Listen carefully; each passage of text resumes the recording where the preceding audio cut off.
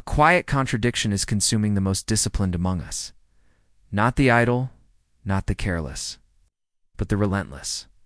Those who rise before dawn, bodies carved by routine, calendars packed to the edges, people who obey every rule of success, feel themselves slowly unraveling. They are not collapsing from weakness. They are collapsing from pressure without wisdom. Long ago, the age of steel and honor, the Japanese named a force most cultures ignored. They called it Ma. Ma is not emptiness. It is the interval between movements, the breath before impact, the silence that gives meaning to sound. Without it, music becomes noise. Combat becomes chaos. Life becomes exhaustion. The modern world worships motion. It glorifies, filling every second. But the samurai understood a truth sharper than any blade. Power does not live in constant action. It gathers in the pause. In a city of glass and screens, a young man named Marcus lived by discipline alone. His alarm rang before sunrise for years. His body was conditioned, his mind sharp, his business growing. It strangely stalled at night. He sat awake, heart racing, hands trembling, staring at walls that offered no answers. Sleep fractured, food tasteless, victory hollow. He worked harder when the fear grew. More hours, more control, more force, and everything weakened.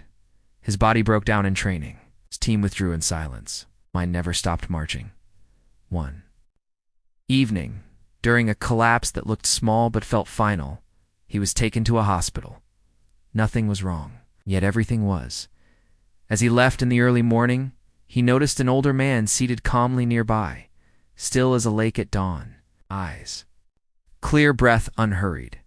"You are fighting without pause," the man said gently. "A blade swung without rest loses its edge." The man was a teacher. His lineage traced back to warriors who fought not with frenzy, but with restraint. He spoke of Ma, of space, of the strength hidden in stillness.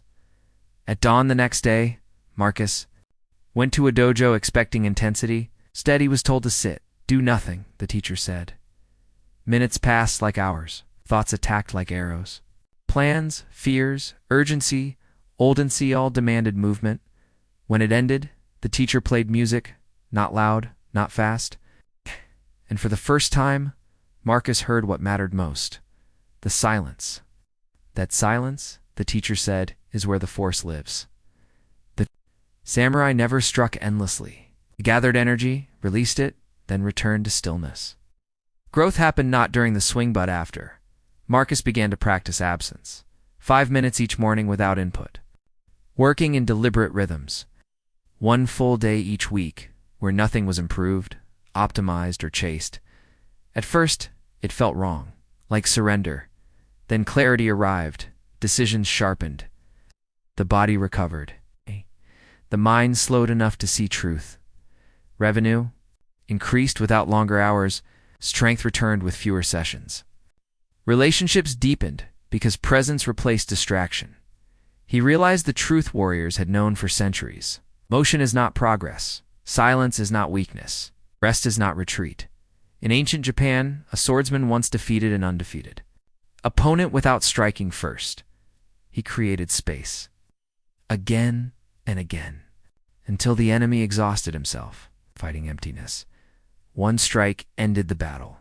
Victory lived in the space, not the blow. Marcus understood. Ma is not something you add to life. It is something you stop erasing. Life already breathes, expands, contracts. The warrior who aligns with this rhythm does not burn out. He endures. Because the greatest discipline is not endless effort. It is knowing when to wait. The silence between breaths is where life rests. The pause between actions is where power gathers, and sometimes the strongest move a warrior can make is to do nothing at all.